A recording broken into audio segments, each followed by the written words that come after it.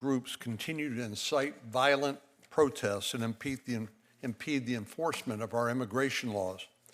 We will examine how groups, primarily on the left, and even elected officials at the federal, state, and local level continue to vilify immigration enforcement officials who are simply carrying out their duties required under the law.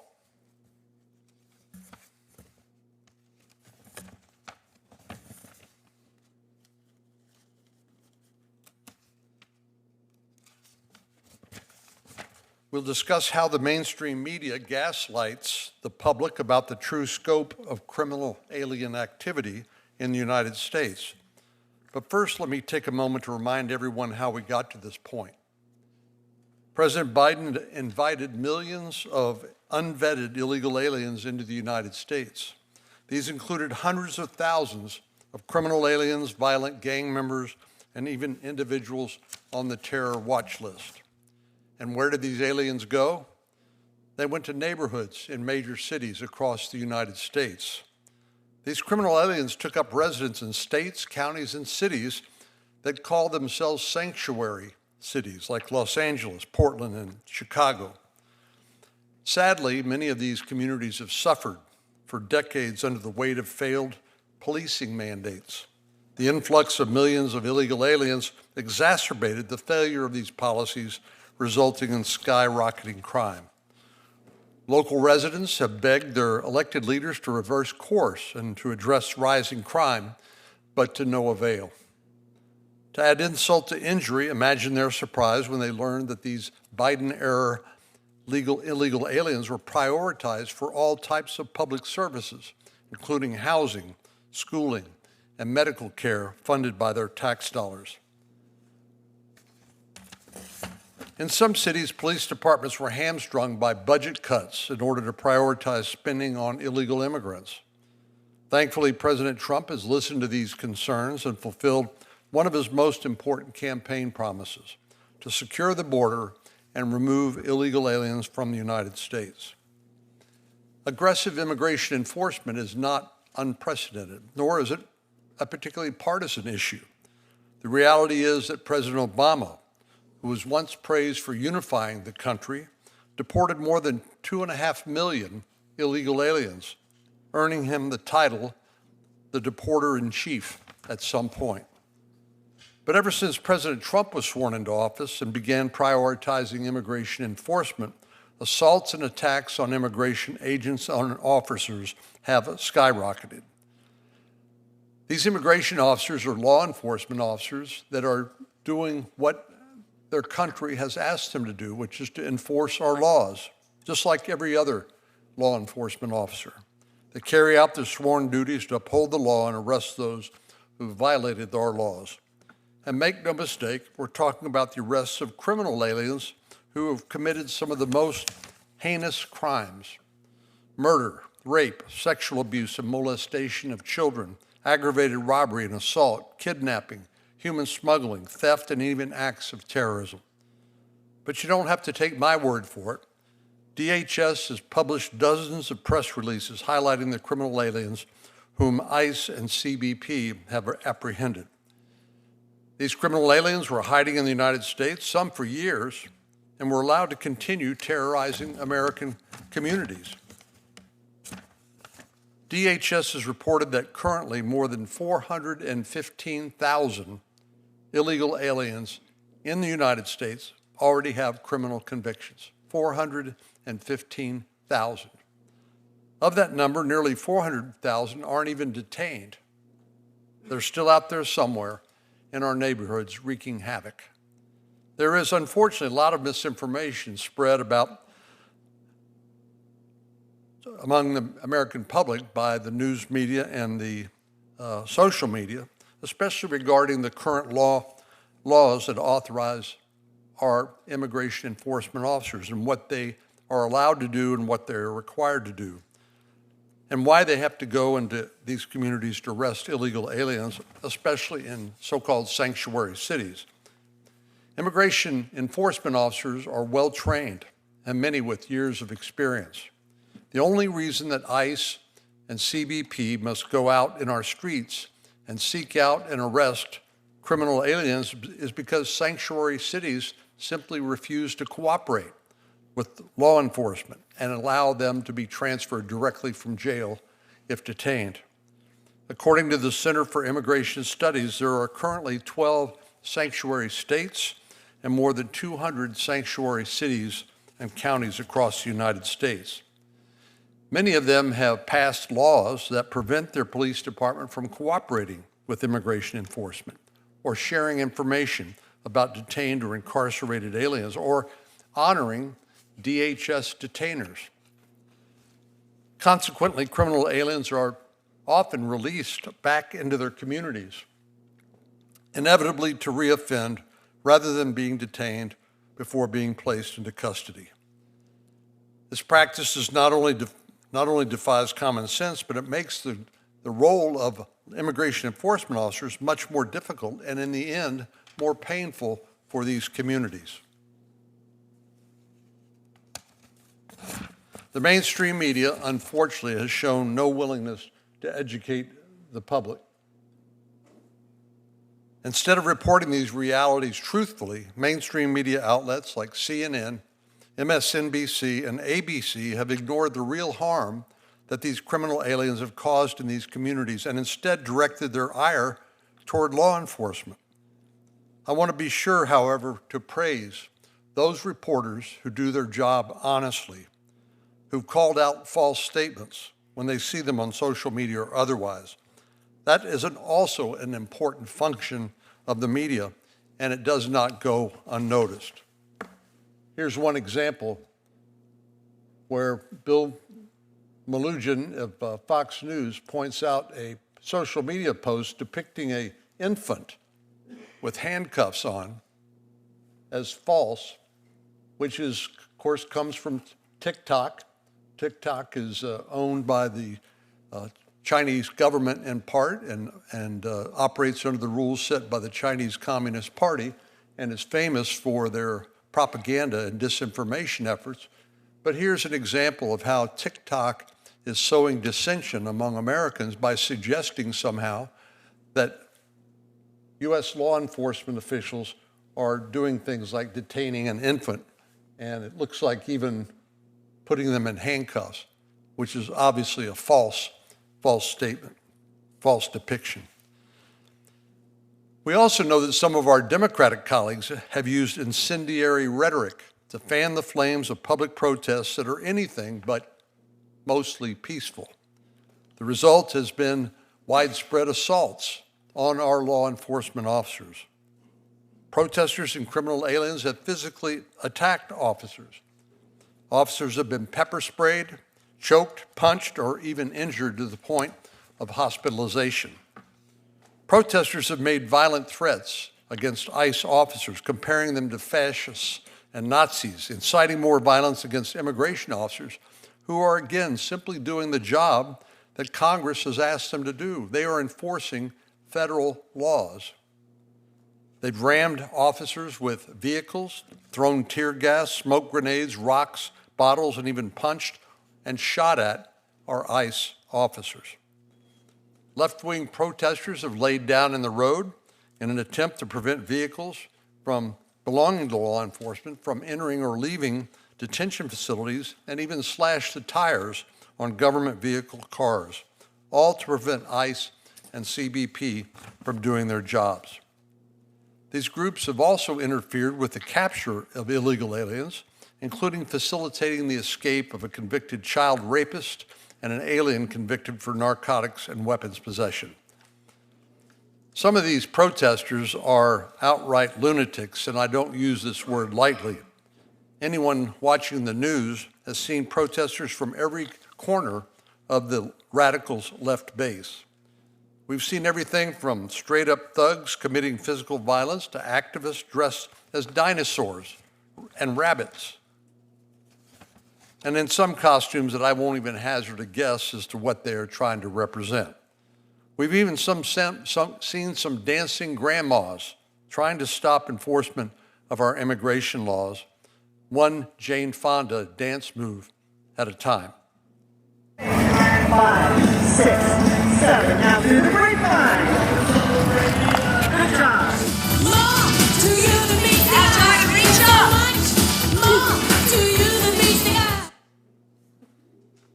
Well, suffice it to say, some of these activists have become so divorced from reality as to be characterized accurately as unhinged.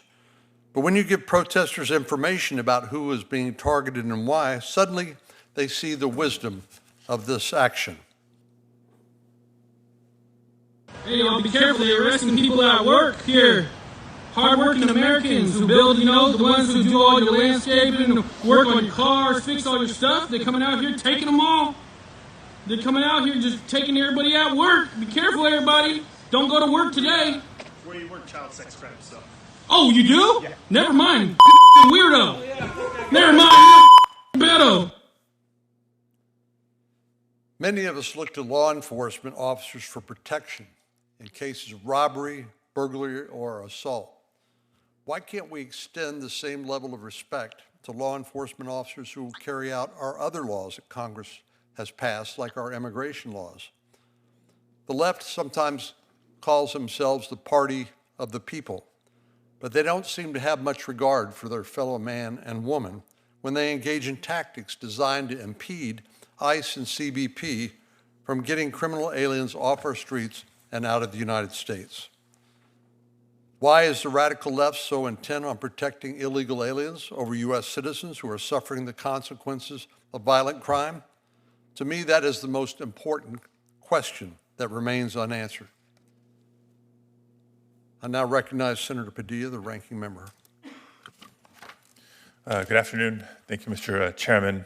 Let me first say that violence against law enforcement is never okay. And I speak for all my Democratic colleagues in the committee and the Senate for that matter in saying so. Violence against law enforcement is never okay. And I will continue to emphasize that as we have in the past. We will today and in the future, if for no other reason, because many of our colleagues on the other side of the aisle suggest and accuse Democrats of believing otherwise. But for today's hearing, let me begin with a very simple question. Why are we here? Are we here truly to conduct oversight and find ways to actually improve the situation and public safety in our communities? Or are we simply here to throw more fuel on the political fire? Today's hearing title tells us all we need to know. Quote, "The radical left's crusade against immigration enforcement."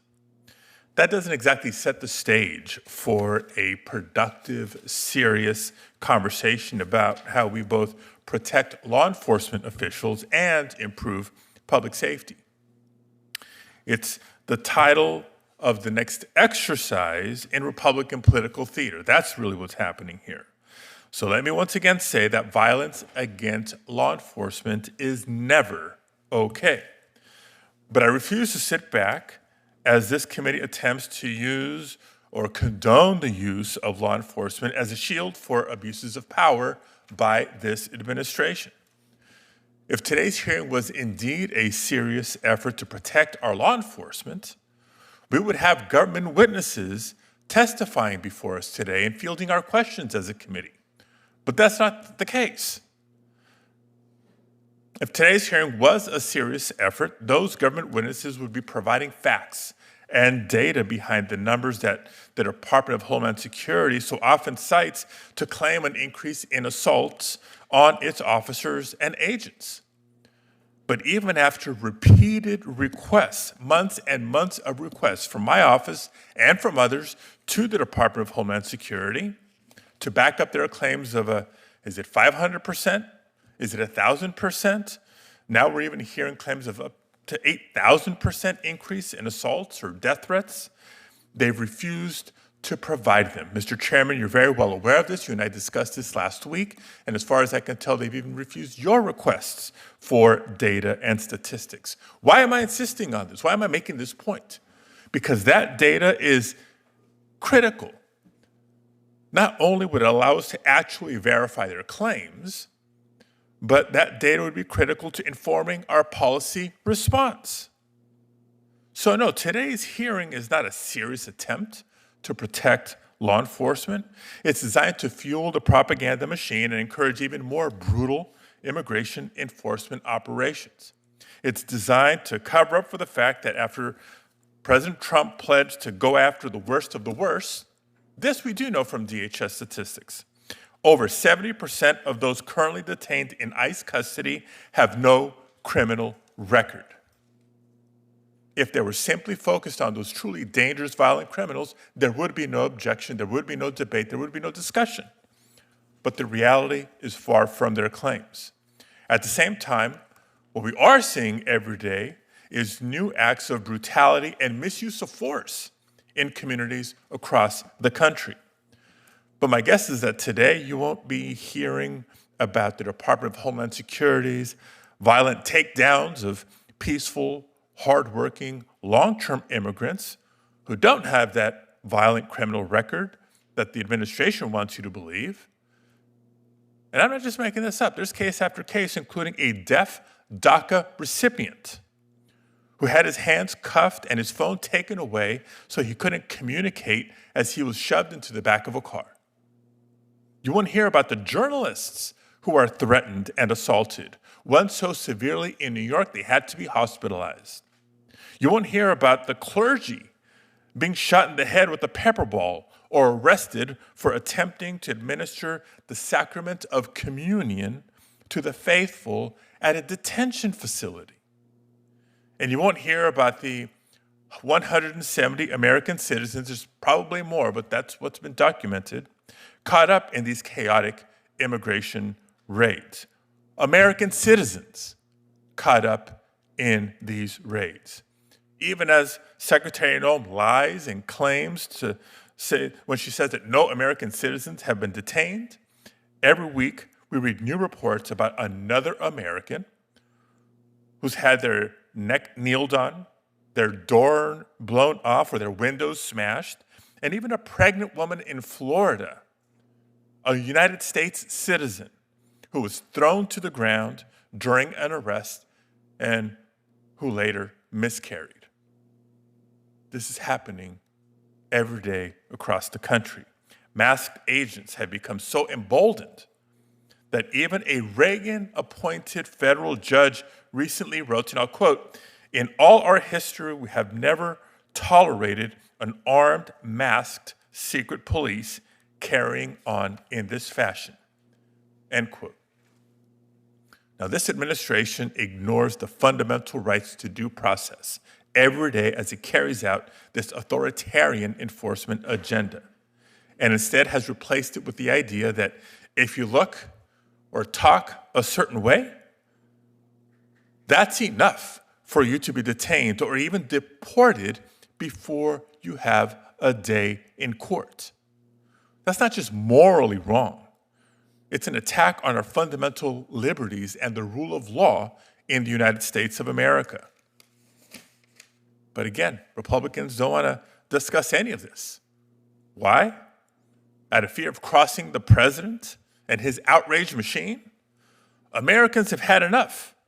They're sick of masked agents disrespecting daycares, schools, and churches, disappearing loved ones, and intimidating our communities.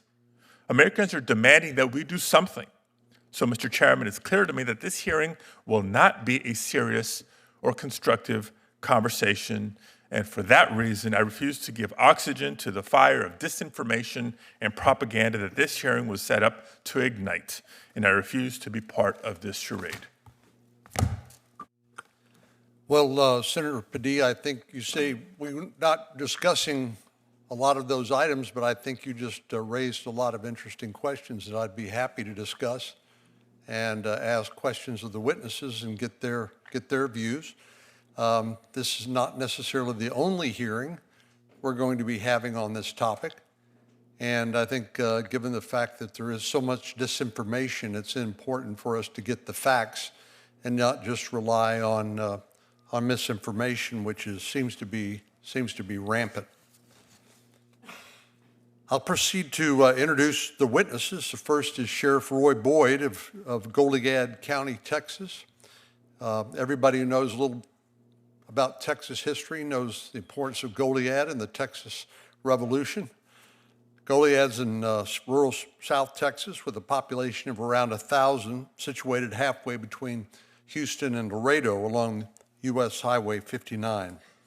Sheriff Boyd's been a peace officer for 31 years and retired from the Victoria Police Department and Victoria Sheriff's Department before becoming the sheriff of Goliad County. Sheriff Boyd also worked as one of the co-leaders on Texas's Operation Lone Star. Mia Cathell is an investigative journalist at the Washington Examiner, tracking activist movements in the U.S. and civil unrest across the country. She closely monitors mobilization strategies, funding sources, and the ideologies driving political violence. Her coverage on Antifa's operations has caught the attention of the White House as the Trump administration seeks to dismantle far-left domestic terrorism networks. Danielle Carter Walters is co-founder and vice president of Chicago Flips Red and a dedicated political activist and community advocate.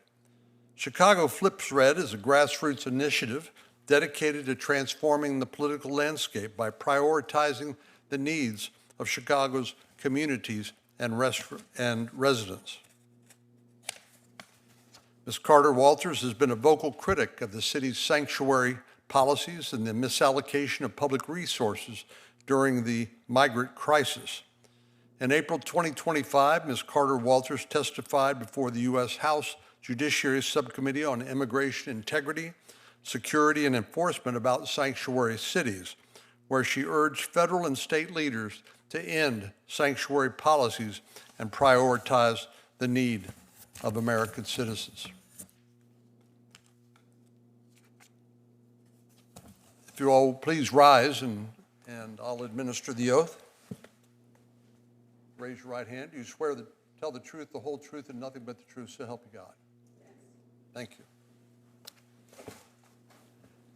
Sheriff Boyd, why don't we start with you, and if you take about 5 minutes or so to make an opening statement, and then I'm sure we'll have some questions for you and the rest of the witnesses. Thank you, Senator. To the Honorable Chair and members of the Senate Committee on the Judiciary. My name is Roy Boyd. I'm the Sheriff of Goliad County, which is rural South Texas County, about halfway between Laredo and Houston, as the Senator said. I'm here to discuss the current situation with regards to law enforcement and the enforcement of the laws, and more specifically, the implementation of the 287G task force model, and the need to expand the program and change our model of conducting law enforcement operations across the United States of America. Here's why these efforts are important to the future of our nation and the safety of our citizens. While illegal immigration has been a historical issue along the U.S.-Mexico border, this changed more than a decade ago when the cartels seized control of the border regions of Mexico and changed their business model to include smuggling of people. When this happened, the cartels began controlling who came across the border and began torturing and killing anyone who attempted to violate their control by crossing into the U.S. without paying the cartels. This control gave rise to a new way for the cartels to conduct business throughout the United States and beyond. In Mexico, the federal government leases territories to criminal organizations in what they refer to as the plaza system. The Mexican government allows cartels to conduct limited smuggling and trafficking activities in exchange for a monthly fee, with any activity above and beyond requiring additional payments to government officials as a tax on excess illicit commerce. The cartels have replicated this Mexican government's program in with geographic control throughout the United States.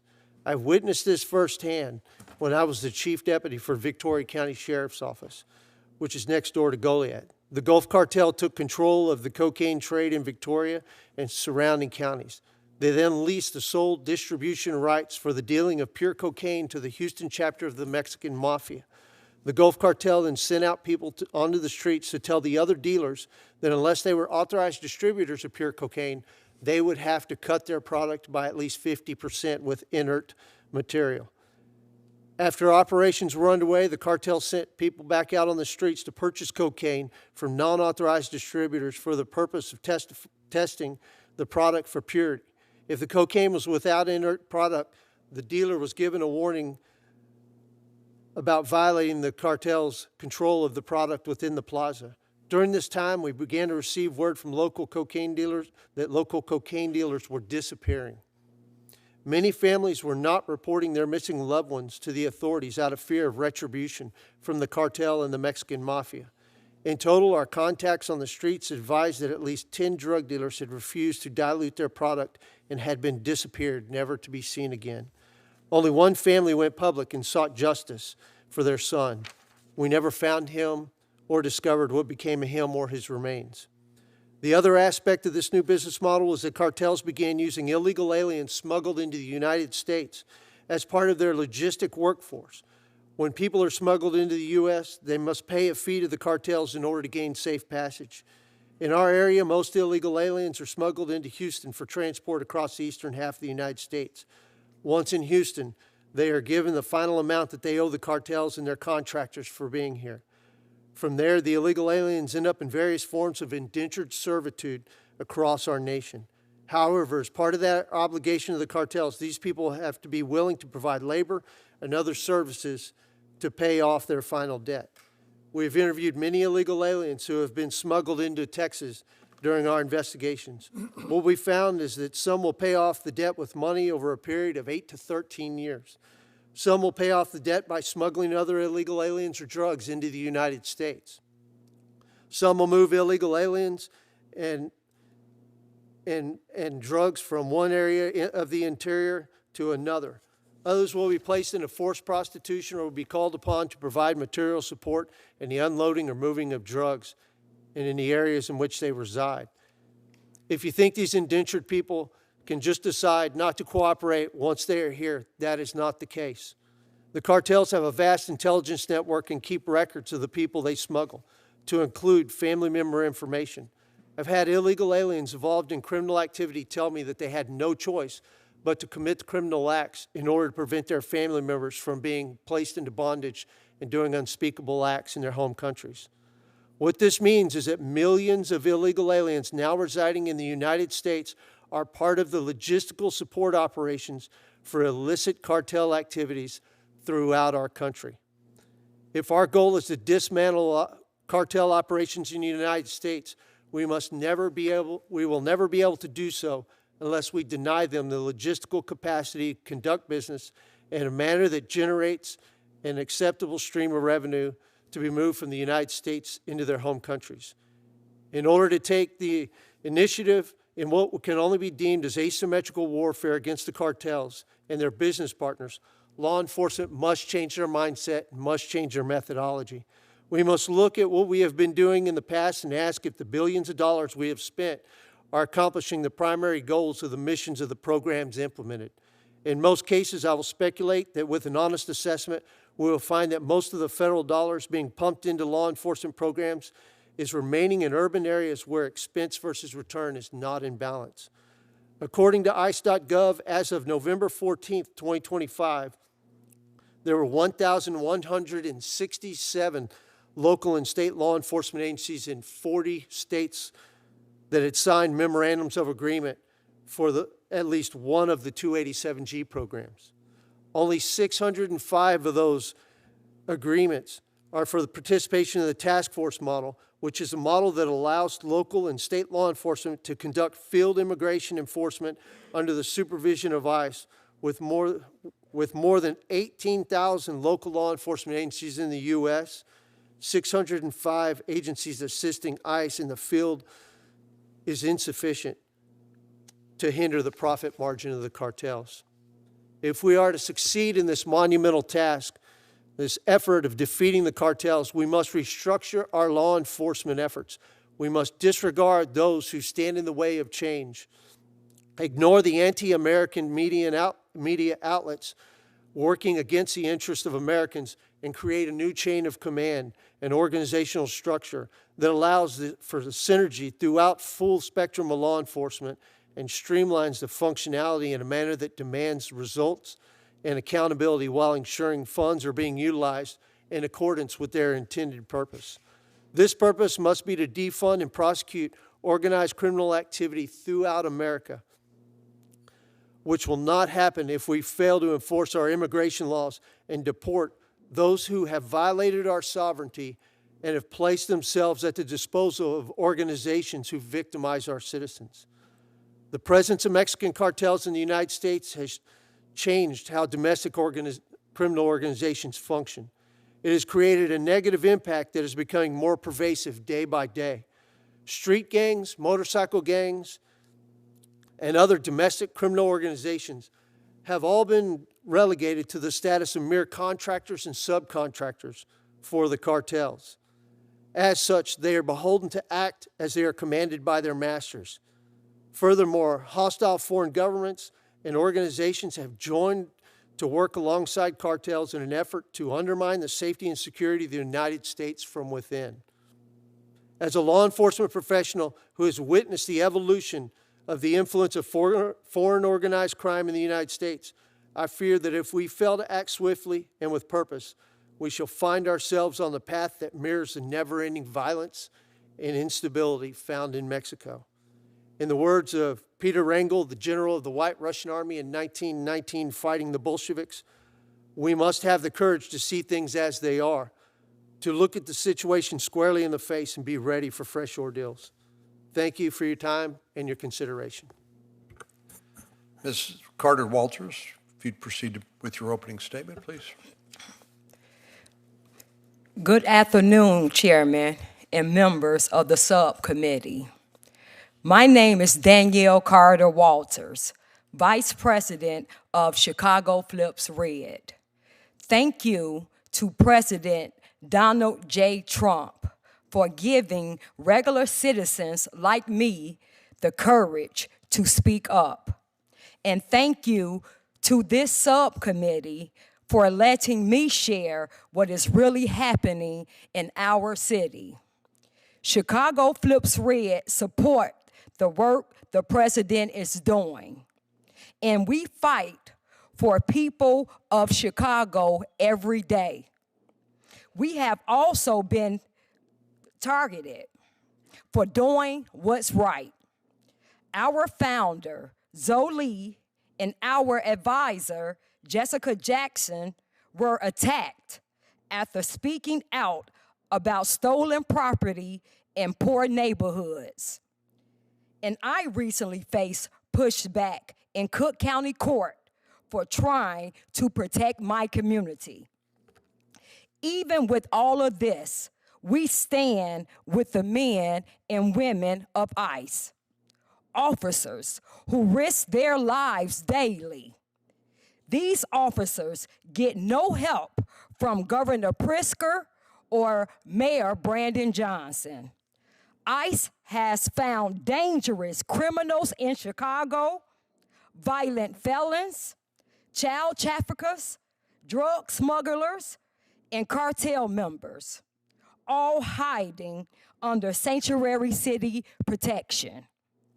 ICE has stopped fentanyl shipments, broken up trafficking groups, and removed criminals who were hurting our neighborhoods.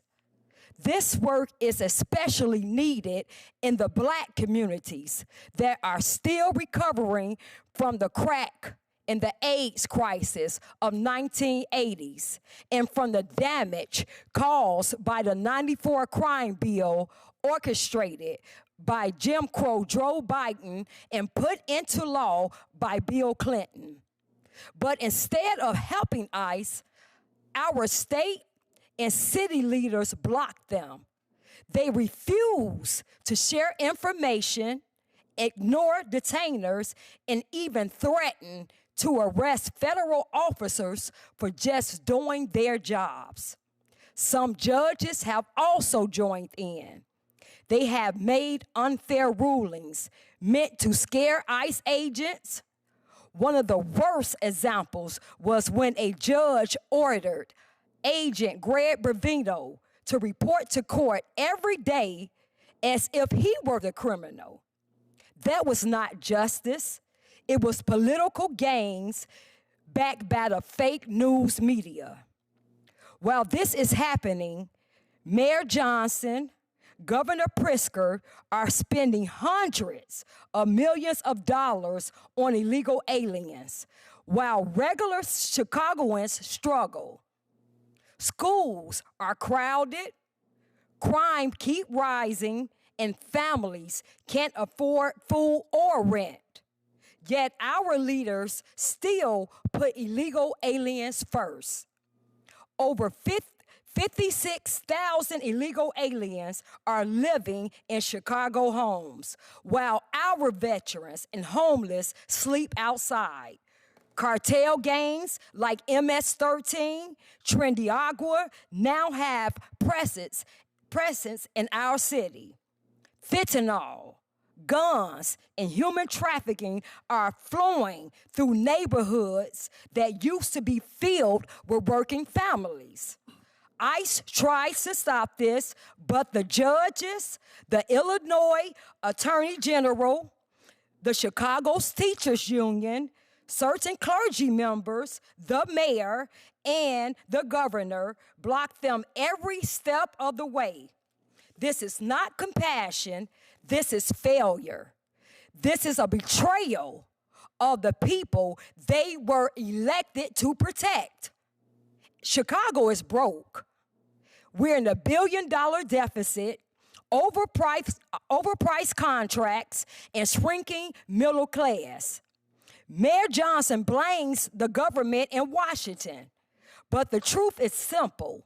Sanctuary policies have brought chaos and corruption to our city. So we, the people of Chicago, we demand this: a federal review of how Illinois blocks ICE from doing their job, a criminal investigation into judges who target ICE officers unfairly, a full check of all the money spent by state and the city on migrant programs, police, Cook County, and federal agencies working together again with ICE, and to these sanctuary city policies that put our safety at risk.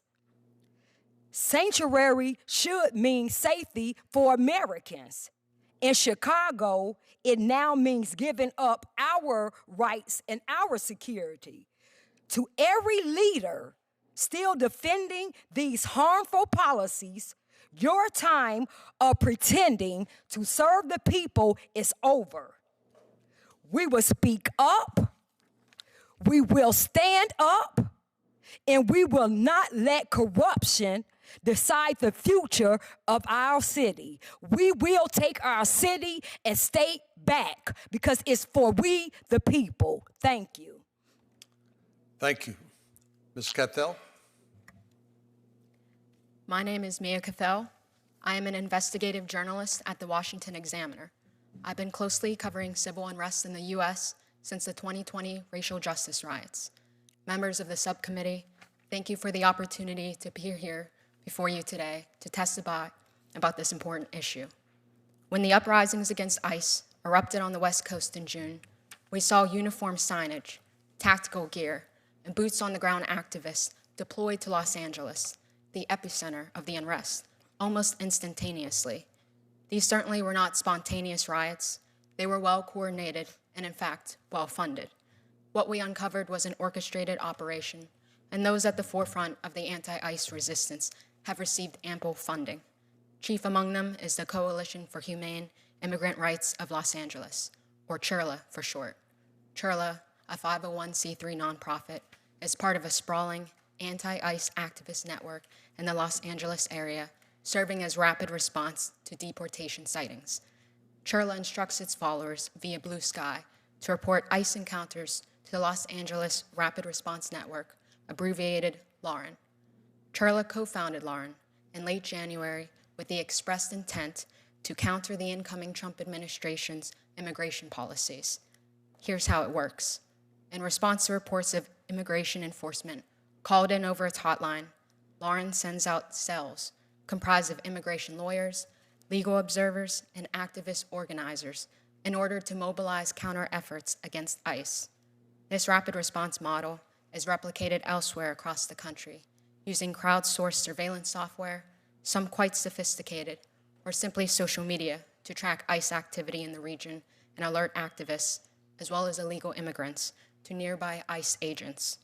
Churla has acquired its funding from federal and state sources. According to Churla's tax filing from fiscal 2023, the group reported receiving about $34 million in government grants. In its capacity as a legal services provider, Churla helps illegal immigrants, including those convicted of crimes, avoid deportation. Grant records show that Homeland Security, the very agency Churla's protesting, has awarded the anti-deportation group several six-figure grants since 2014 as part of an immigration aid program that financially supports organizations actively working to remove barriers to naturalization. Churla has also received generous taxpayer funding from the state of California. In 2023, the state's Department of Social Services awarded Churla about $3 million for an initiative providing free legal services to immigrants, such as application assistance in cases seeking immigration remedies, that is, deportation relief. In 2022, Churla received $1.37 million from California's Social Services Department, specifically to provide pro bono defense services in removal proceedings. Churla's deportation team, nicknamed Warriors for Justice, was bankrolled by the Los Angeles Justice Fund, a public-private partnership between liberal grant-making foundations, the City of Los Angeles, and Los Angeles County. These grantees formed a removal defense pipeline in the county.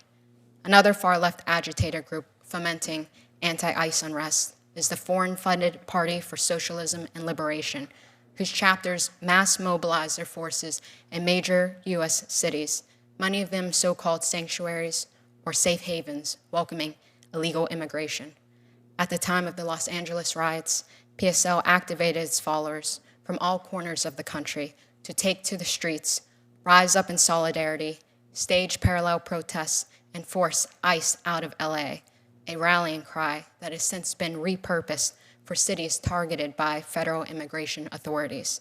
PSL's San Antonio arm explained to local press at the time that the more cities that oppose ICE operations through these pressure campaigns, the more difficult a federal crackdown becomes.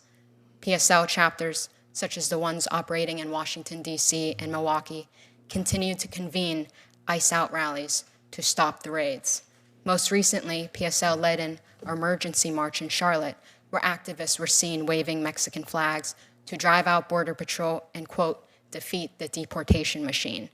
PSL Charlotte began circulating call to action material days before Border Patrol made landfall in North Carolina. A coalition of local and national organizations sponsored the protests, including 5051, one of the organizers behind the nationwide No Kings movement. Left unchecked, these powerful actors work in tandem to advance agendas harmful to the safety and security of the nation. Their shared objective is to obstruct the enforcement of U.S. immigration law, legislation that Congress enacted.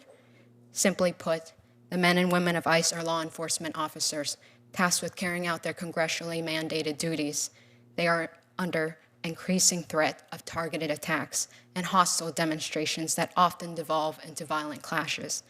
At this rate, I fear more political violence is to come unless federal officers take further steps to protect our federal officers. Thank you. Thank you very much.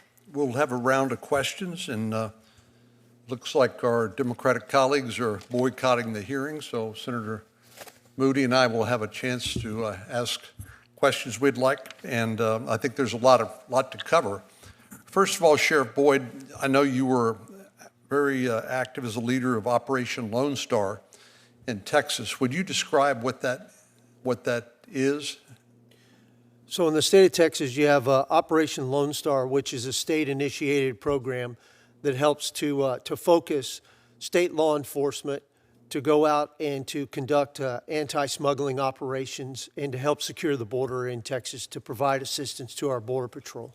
And that's been going on since about 2021. But then you have the Operation Lone Star Grant, which is a grant from the state of Texas that provides funding to local agencies such as ourselves in order to pay for overtime and equipment needed to go out and combat transnational criminal activity across the state of Texas. And then what we have formed is the Operation Lone Star Task Force, which is now at 61 agencies across the state of Texas. And we come together and we work in unison with our partners at ICE, Border Patrol, Homeland Security, Texas Department of Public Safety, and Texas Parks and Wildlife, and of course, the Texas Department of Agriculture under Commissioner Sid Miller. And we go out and we help conduct enforcement operations to help secure Texas against the criminal predations of foreign entities. Well, Sheriff, can you explain for people who are listening why, if these are federal immigration laws that are being violated by people illegally entering the country, why is it necessary for local and state law enforcement to work alongside of Customs and Border Protection, the Border Patrol, and ICE to deal with this problem? Just to give you a little bit of perspective, so during the first Trump administration, the Goliad County Sheriff's Office on average arrested 77 people a year. In 2021, we arrested 252. We thought that was a phenomenal number. How far are you from the border now? For the 180 miles. Okay. Halfway between Laredo and Houston. Okay. So from there, by 2024, we arrested 502 people. It climbed every single year. It now is on the path declining since the second Trump administration has come in. But the problem is that we have allowed tens of millions of people to come into this country illegally, and they are all beholden to the cartels, and they are moving around. And there's no way for our federal partners to be able to tackle this monumental problem without the assistance of local and state law enforcement. And as a law enforcement official, it is my duty to stand up and make sure that the citizens of my community and my safer state. And as part of that, I am there to help the federal partners that we have to achieve the goals given to them by the duly elected administration under President Trump. And of course, that job's even harder when the federal government policy is basically not to enforce immigration laws, correct? That was exactly why we had the problem under the Biden administration in the first place, because the laws were not being enforced, and so we were being overrun by transnational criminal activity being directed by the cartels. I think some people who don't live in Texas or don't understand the nature of the border thought that this wave of folks from Mexico and Central America and around the world would be welcomed with open arms by local border communities, which are overwhelmingly Hispanic. Can you explain what your experience has been? What the reality is those folks do not come across and stay in those border communities.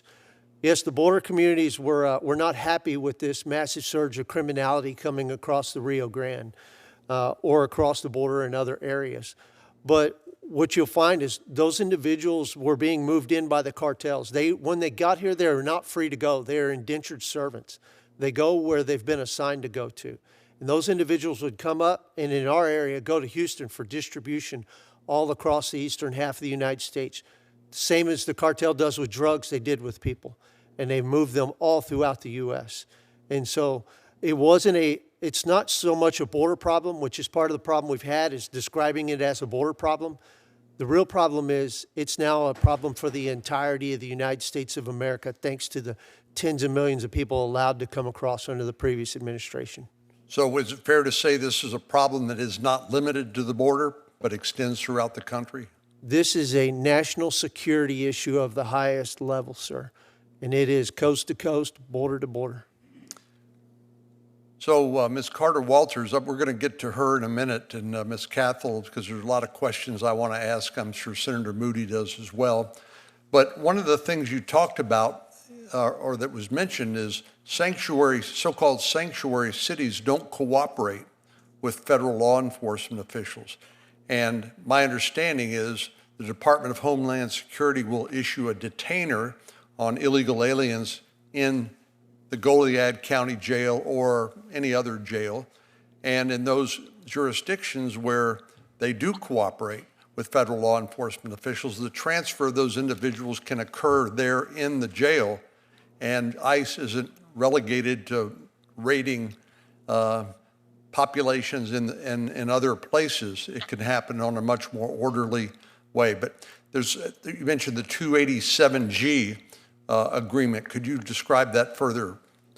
So under the 287G program, which provides limited federal authority to local law enforcement after we've received our training on it, you have three different programs. You have the jail enforcement model, which is that allows us, if we arrest somebody on a state offense and they come into the jail, that provides somebody who has been trained access to the database in our jail to find out if that person who's already in jail is in this country legally or illegally.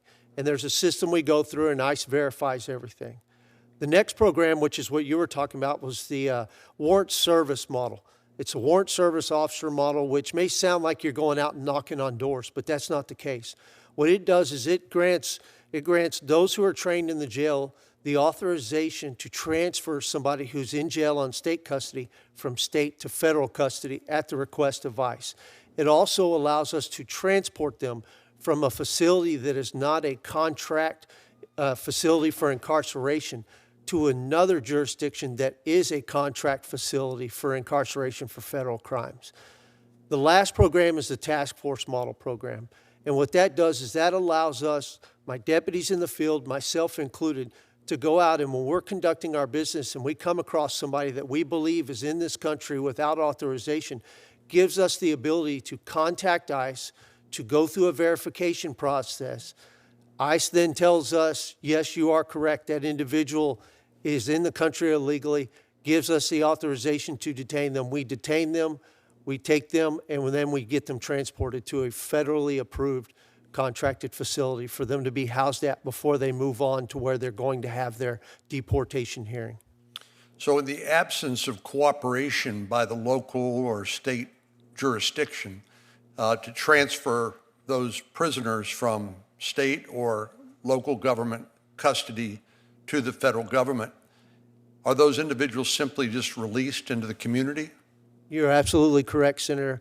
In those jurisdictions, which we refer to as sanctuary jurisdictions, those individuals then, once they make bond on their state charge, they're going to be allowed to return back out onto the streets within that community.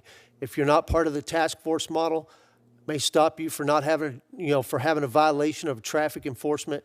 And just because you're in this country illegally, you'd still get released and be driving around on the streets of America, even though you're not supposed to be here. Thank you. Senator Moody? Thank you, Senator Cornyn, and thank you for holding this hearing. I think one of the biggest mistakes we could make right now in the history of our country is to not examine this pattern of completely ignoring our laws under one administration, and in fact, not only emboldening and permitting, in fact, funding anarchist behavior under one administration. And then when an administration comes in to try to right the ship, restore the country, repair the damage, we get behavior that is not only obstructionist, subversive, but illegal, all in the name of what? For the life of me, if we want to ensure the devolution of our free state, our free nation, a nation under a rule of law, this is the quickest way to do it. And shockingly, we have not only funded and permitted this type of behavior, we now have lawmakers in Congress, senators, complicit in this, advocating it. As of yesterday, they were putting out a video encouraging government officials to ignore orders. Our enemies, our adversaries across this world are laughing at what is happening right now. And not only are they doing this and encouraging the behavior, they are obstructing us and trying to fix this every step of the way. And it's not just happening in our cities. They just shut down the government for 43 days. Shut it down. And at what point are Americans going to catch on and understand that these are not lawmakers of yore? These are people that are here that do not in any way, shape, or form want our country to continue as the country it was founded to be 250 years ago, a nation under a rule of law made by the people, the people's law, and every time they're ordering a government official to ignore it, ignore orders, they're telling them, ignore those that were elected by the people, ignore the law of the people. And so somebody in this place has to call that out, because that is the quickest way to lose this nation. And I want to say thank you for being here today and testifying. We have a law enforcement officer that was on the front lines and saw, I was the Attorney General of Florida, and when the sheriffs came to me and said, the Biden administration is telling us to release people here illegally that are in our jails, they've committed crimes, and instead of taking them from us, as they are required to do under the law, and deporting them back to their home countries so that they can't continue to victimize Americans, they are telling us to release serious felony offenders back into the communities. And so they had to, because Biden was not following the law. And that happened time and time again. Drug traffickers, burglars, people, and did it shock the nation when we kept seeing crimes being committed? If they were paying attention, it shouldn't have, because the sheriffs and law enforcement officers around this nation were being told by the Biden administration to push them back into our communities. Let me tell you another thing that I had to file suit on to get information when we found out. Historically, when we picked up people internationally that were trafficking drugs, killing Americans, when they were brought to our country to be prosecuted and put in prison for that, as soon as they served that sentence, they were deported, because they were picked up in international places, because they were drug traffickers. Who would have ever released them into our country when their only skill is drug trafficking in the middle of a drug crisis? Oh no, the Biden administration did. They started taking federal prisoners in federal prisons for drug trafficking here illegally, and instead of deporting them when their sentences were over, they released them back into your communities in America. And their only skill was pushing drugs into your communities. That's their skill. So thank you for testifying as what was happening. Now we have agents being directed, rightfully so, by this administration to go into communities and arrest those people that are here illegally, that have been committed crimes, many that were forced to be released by the Biden administration. And this is what we get. This is what we get. People threatening, harassing, victimizing law enforcement, trying to go out and arrest those people that the Biden administration pushed into your communities. And it wasn't just when they emptied the jails into your communities or they emptied the federal prisons into your communities. They kept letting everyone just walk into our country, hundreds of thousands of people every month, and push them in mass quotas to release into our country. They called it their discretion to parole. No vetting done. They kept saying, there's nothing happening at the border. Our border is secure. They testified to Congress under oath that our border was secure. And then they blamed Congress that they couldn't do anything else. How long did it take for President Trump to shut down the border? They've released 0 in the last 6 months. Compare those same 6 months to the Biden administration. Hundreds of thousands of people pushed into our country, barely vetted. This is what's happening when we're trying to make sure that our communities are safe. That's why I'm introducing an act called the HALO Act, which would give these men and women who took an oath to protect our communities and put American safety ahead of their own, a buffer zone while they do their jobs. They should not have to tolerate this. If they tell someone to step away because they're trying to do their duties, that we as the American people have asked them to do, that we as the American people have asked them to do and put their lives on the line to do, they shouldn't have to deal with this. And I hope every single one of my colleagues understands that without men and women that take that oath and serve on that very thin line, we don't have a country under a rule of law. We ask them to do incredibly dangerous jobs. We could give them the space to do it. I also believe there is absolutely no way that these groups should be funded with American tax dollars. Talk about our adversaries laughing. It's like pouring acid on the fibers that bind us together as a nation, that create that strength. We're now going to take tax dollars and weaken that, going against the men and women trying to ensure safety, funding the people that are threatening and harassing them. Ms. Cathell, I thank you for your testimony. And what you've said today is that American tax dollars have gone to this subversive network. Is that correct?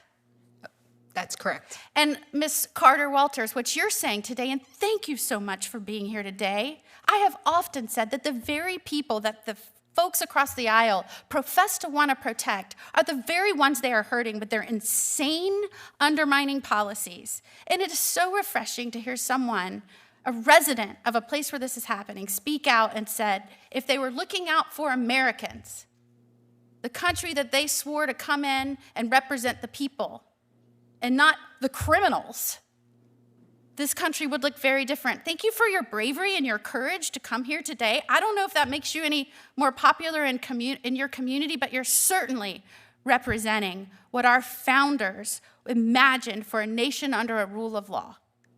And I am grateful to you. Do you believe that federal funding should go to states and cities that are sanctuary cities that refuse to enforce the law and refuse to work with federal law enforcement? No, I don't believe that. And I just want to say it's not surprising that we don't see no Democrats here, because that's what's happening in Chicago.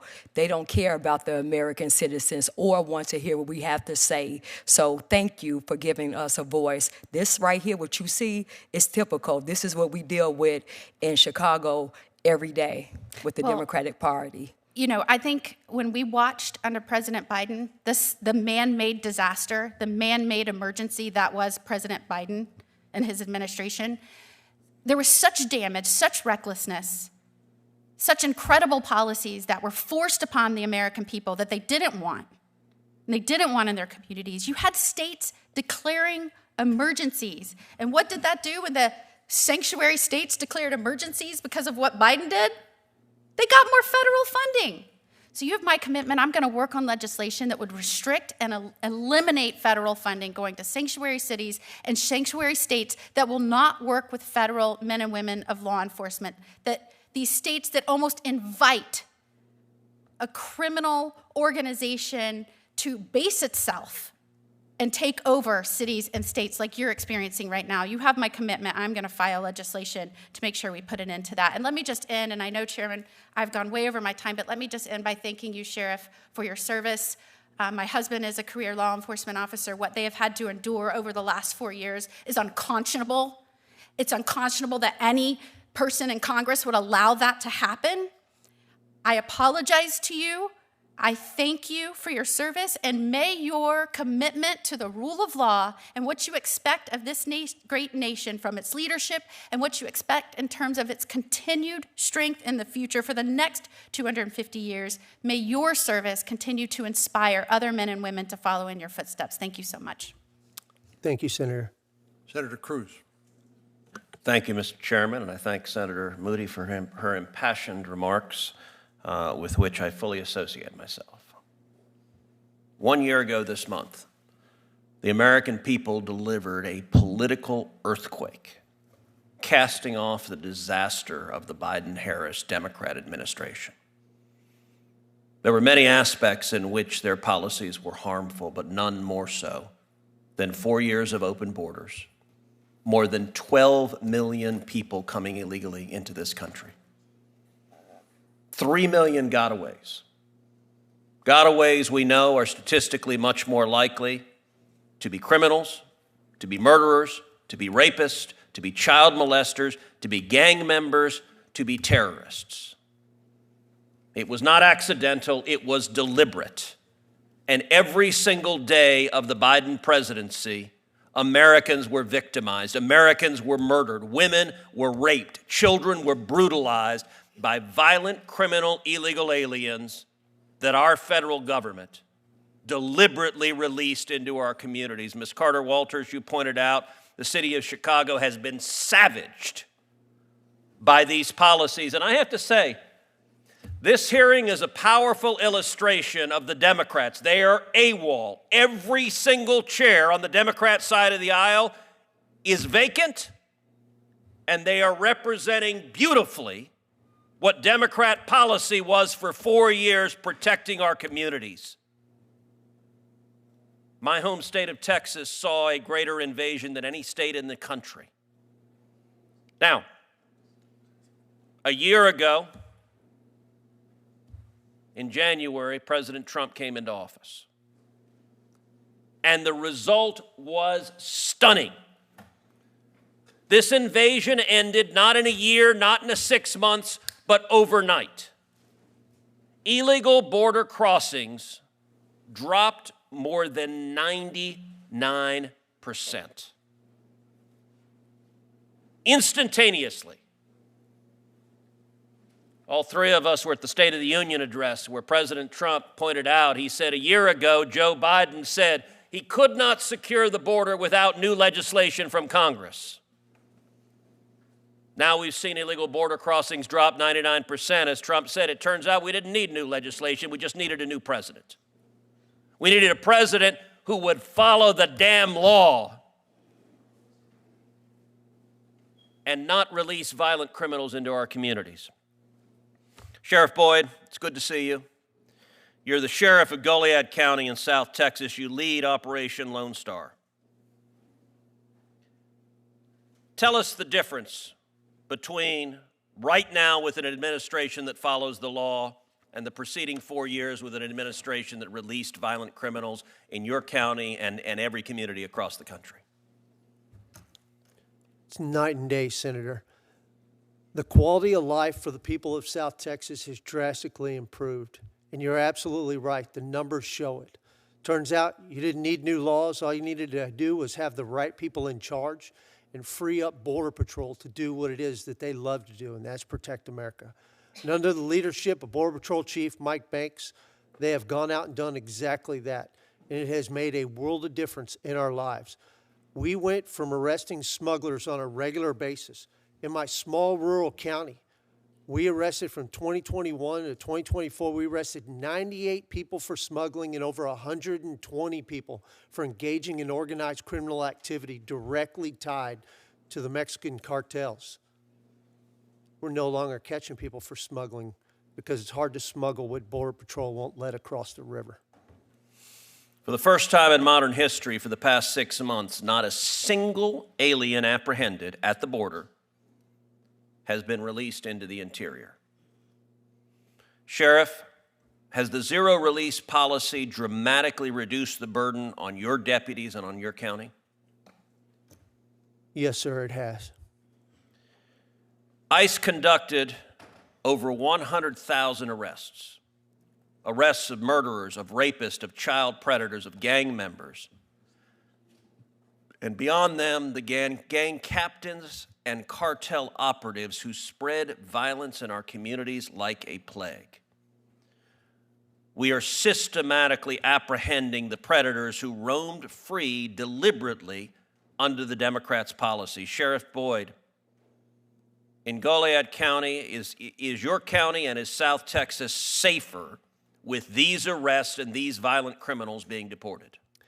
It is. In the last 3 weeks alone, we've been working a joint operation with ICE and Border Patrol. We've picked up 54 people detained for ICE that were in this country illegally.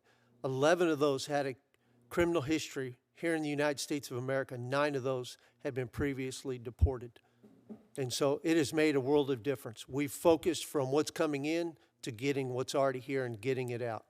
You know, and I got to say what is amazing. A year into it, the Democrats could have come together and say, you know what, we heard the American people at the ballot box a year ago. We heard that they didn't like violent criminals being released in our communities. They could have showed up at this hearing and said, okay, it was a mistake to ignore federal immigration law and release criminals. You know what they did instead?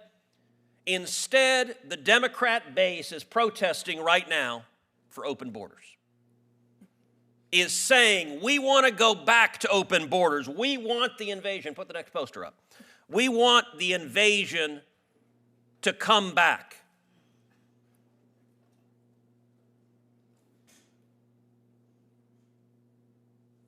It is difficult to think of a policy that is more harmful to our communities than releasing violent criminals into our communities. And I, for one, am glad we have an administration that will now enforce the law and keep our communities safe. Thank you to each of the witnesses. Thank you for the work you're doing. I hope and pray we will never go back to another administration that for partisan political purposes says, we're going to release gang members and murderers and rapists into your community, and we're going to look the other way as Americans are murdered and sexually assaulted. I hope that never again that happens. Thank you. Thank you. I want to explore a little bit more, Ms. Carter-Walters, not only what's happening in Chicago, but what's happening in the sanctuary jurisdictions around the country. And I agree with my colleagues, the fact that our Democratic colleagues aren't here, they don't care enough to actually engage, but want to just rely on talking points and misinformation about what's going on in your community and other sanctuary communities. It's a telling development here today, but it's consistent in my experience with their attitude about the violence, the crime, the drugs that occurred in communities all across our country, but particularly in sanctuary communities. So, in your experience, does the activities of illegal immigrants in sanctuary cities, does it focus on the gated communities, the areas of the affluent and the well-heeled, or rather does it focus on vulnerable minority communities, for example? Yes, it's focused on the black communities, the vulnerable communities, exactly my community, and they were placed all in our buildings. So the place that happened where the ICE raid happened on 75th and South Shore Drive, Trendiagua had taken over that building. And the fake news failed to mention that prior to that, a couple of months earlier, that one of those Trendiagua gang members had executed another illegal alien, shot him in the head, and buried his body in concrete in one of those apartment buildings on 75th and South Shore Drive. But they didn't show that. All the fake news showed was ICE officers coming into the building and saying and lying, saying that they're arresting American citizens. Well, when you saturate our communities, American citizens community, with Trendiagua and illegal alien gang members, then what do you think that's going to happen? Then when ICE come in and have to do the raid to get them out of our communities because that's what we wanted and that's what we voted for, then you're going to have American citizens that's going to have to be detained for a minute so they can separate us and make sure we are safe. And I just want to commend the officers because they did a phenomenal job. They made sure that no one was hurt, no American was killed, or they didn't put our lives in danger. They actually helped us. And what the Democratic Party did, Mayor Brandon Johnson did, was put our life in danger when he saturated our community in apartment buildings with illegal alien gang criminals. Now, Trendiagua is a violent Venezuelan gang, correct? Yes. And you're saying in the absence of law enforcement by local and state officials in places like Illinois, Chicago, Illinois, that they pretty much rule the roost in those communities. They can do basically whatever they want to do with impunity. Yes, because the police officers are told to stand down, just like you saw when they were blocking ICE officers in, and the police chief told them to stand down. They wouldn't even allow officers to help federal officers, ICE officers. They wouldn't even help them. So you can imagine what it's like for just American citizens, regular citizens, what we have to deal with when we call the police and complain about what's happening in our communities with illegal aliens. We don't get no help. The police come and they say it's nothing they can do about it because they have stand down orders. So not only are the immigration laws not being enforced, it's actually worse than that. Local law enforcement in these sanctuary jurisdictions are told don't cooperate even when the life, property, and of American citizens is being jeopardized by those illegal immigrants who are not being detained and not being deported. Is that right? Yes. And Ms. Cathell, thank you to the Washington Examiner for allowing you to come testify today.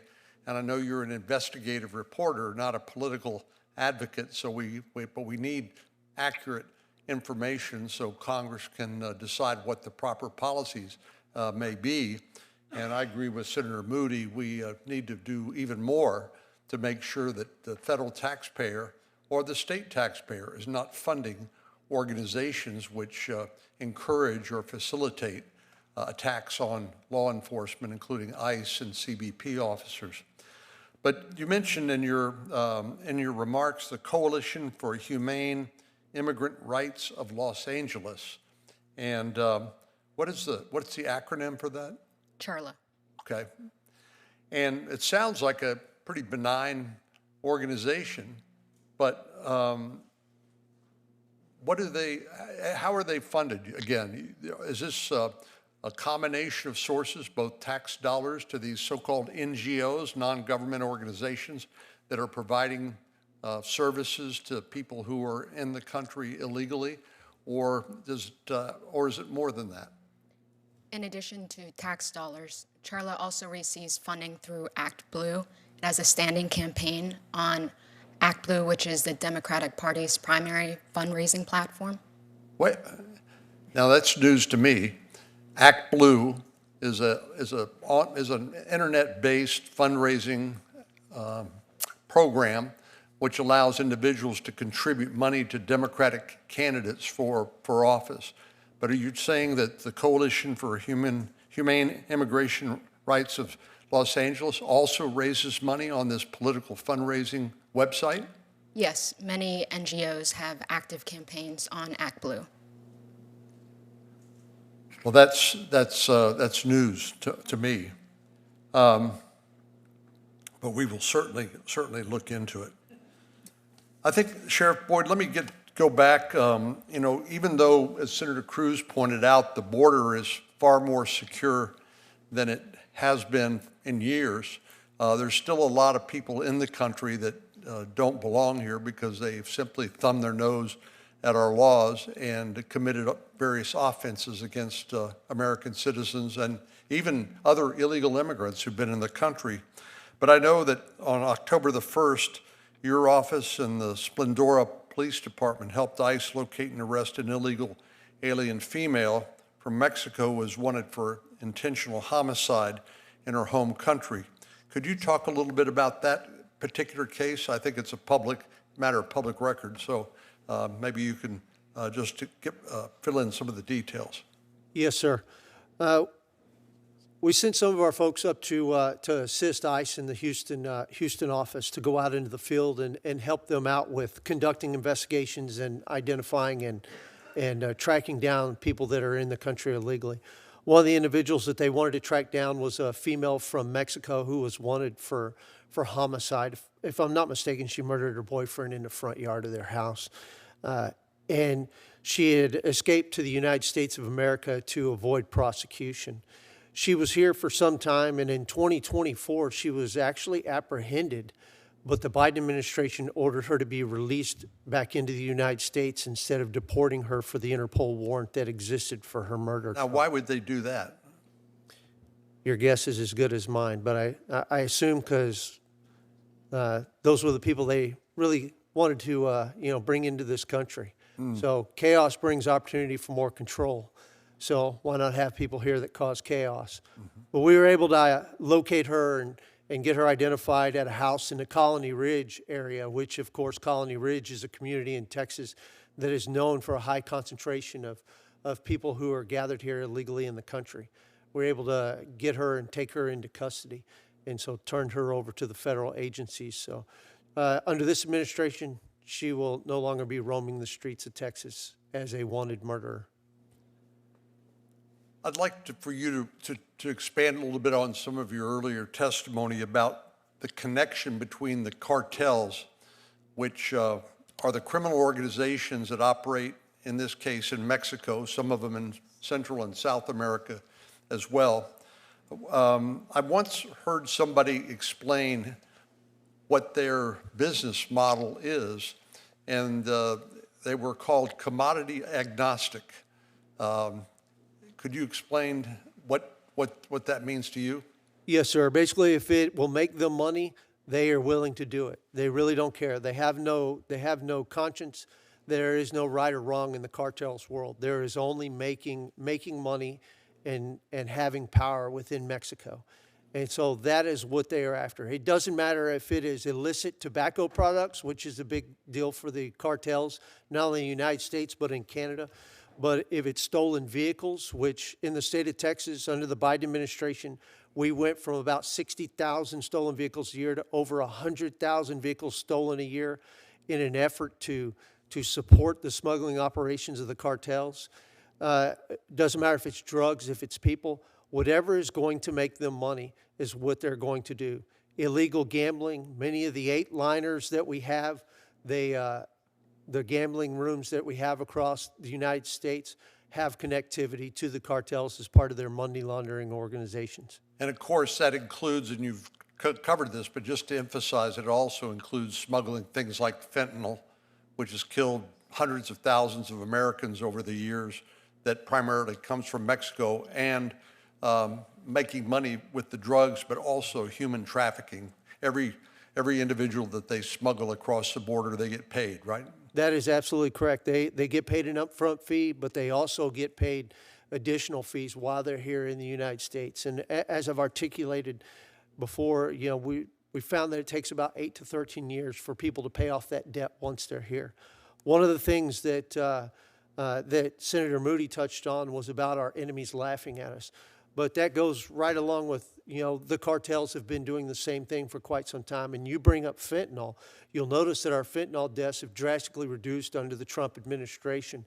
The fentanyl coming in this country is drastically reduced, not just because of the fact that Border Patrol has really tightened up the border across the United States and Mexico, but also the fact that the cartels, our intelligence tells us the cartels have curtailed their fentanyl production because they're afraid that the administration may come into Mexico and come after them as a result of killing so many Americans. And so all the cartel is doing right now is they're buying their time. And if they can get to a point to where Trump is going to be out of office and we're going to have a weak administration, they will immediately fire back up the fentanyl production, and we will see the same tragedy happening over again if we don't fix this problem right now. Now is our opportunity to defund and dismantle the cartels, and if we don't take advantage of it, it's our own fault. So I think sometimes people think that illegal immigration and smuggling of drugs stops at the border, but you mentioned the logistical support that other criminal organizations and gangs, for example, provide. What happens once the drugs are smuggled in the United States through this logistical support that you mentioned? You have to look at it. And is this isolated in any geographic area, or is it nationwide? It's pervasive. It's all the way across our nation. You got to look at the new generation Jalisco cartel is in, I believe, 56 countries at this point in time. But when it comes to the distribution of product, they are pervasive all across the United States and Mexico. They have cemented their organization, solidified their business model. Look at them like you would look at a large department store across the United States. They have employees, they have contract employees, they have distribution networks all throughout the United States. It's like a spider web, and that's the problem. We have to deny them their logistical capacity to conduct their business here in the U.S. if we're going to get rid of the cartels. Well, for example, Ms. Carter Walters, I know in Chicago, I either read in the paper or I see on TV or social media the number of violent deaths and murders that occur in Chicago on a regular basis over the weekend. But Sheriff Boyd, would you say that those, a significant number, some or most or all, perhaps maybe not all, of the criminal activity, including violent deaths in places like Chicago, are tied to illegal drug trafficking? Absolutely. And if you look across the board in law enforcement, what we know in law enforcement is this, that at least 95% of all of the Class 1 crimes in the United States of America that are committed, that's your burglary, robbery, sexual assault, homicide, those things are tied directly to the Mexican cartels and the products they push into this country, because people commit crimes based off of greed, based off of their addiction, and based off of territorial disputes. Those things across the United States, doesn't matter where you at, tie right back to Mexico. So I think sometimes people want to differentiate or distinguish between local criminal conduct, and particularly by gangs and the like. But what you're saying is there's a direct connection or even a pipeline for the criminal conduct of the cartels in places like Mexico and what happens in places like Chicago. And I suppose that these organizations, they fight for market share and fight even among themselves. And is that in part responsible for the gun deaths that you see in places like Chicago on a regular basis? It is, based off of those markets that are going to have a higher value. You're going to have organized crime come in and try to vie for the rights of those territories. And sometimes the only way to get those rights pulled away from one organization is to take them out, and you'll see a lot of that violence. But like I said, that crime is tied directly back to Mexico. If somebody breaks into your house tonight, they're probably trying to feed an addiction probably to drugs that they got from a dealer who works for an organization that is a subcontractor for a contractor that works directly for the Mexican cartels. So most of our major crime leads right back to Mexico. So you really can't separate domestic crime and law enforcement from what's happening at the border and by virtue of these criminal organizations that we call cartels. They are one and the same. Well, let me thank all of you for your willingness and courage to testify. You can tell that this topic is not universally popular because sometimes the truth hurts. People don't want to hear it, and rather than engage in reasoned debate and discussion and trying to drill down to what are the facts and what are the is disinformation, they just decide to ignore it altogether and stick their head in the sand. And unfortunately, you've seen some of that here today. But I very much appreciate all of you being willing to come and having the courage to tell us what we need to hear in order to help make our community safe. And I know sometimes President Trump gets criticized for dispatching the National Guard or other federal law enforcement officials to some of these communities to quell the violence and to back up and assist local law enforcement. But it strikes me that the reaction by the residents of those communities is much like that expressed by Mayor Bowser here in Washington, D.C., when she welcomed the National Guard coming in and backing up local law enforcement, and it's had a dramatic impact and reduction on crime, including carjackings, assaults, and robbery and murder in the District of Columbia. And why it is that political leaders, the governors and mayors in some of these places like Illinois, ignore that and somehow hide behind these